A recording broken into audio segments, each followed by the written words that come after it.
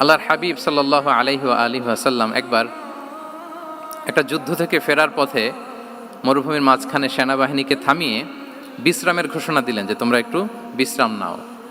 তো উনি একটা গাছের নিচে বিশ্রামের জন্য গেলেন এবং সেখানে গাছের ডালে ওনার তলোয়ারটা ঝুলিয়ে রাখলেন, ঝুলিয়ে বিশ্রাম নিতে লাগলেন, ঘুমিয়ে পড়লেন। হঠাৎ এক বেদুইন এসে রাসূল সাল্লাল্লাহু আলাইহি ওয়াসাল্লামের এই কোষবদ্ধ তলোয়ারটা কোষমুক্ত করে এরকম হাতে নিল। রাসূল সাল্লাল্লাহু আলাইহি ওয়াসাল্লাম ঘুম থেকে জেগে উঠলেন। এবার বেদুইন বলতে আরম্ভ করলো, মাইয়ামনাউকা মিন্নি, এই মুহাম্মদ তোমাকে এবার কে বাঁচাবে বলো, এই তো আমার হাতে তলোয়ার, কে বাঁচাবে?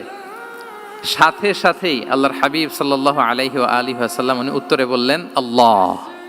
উত্তরে কি বললেন?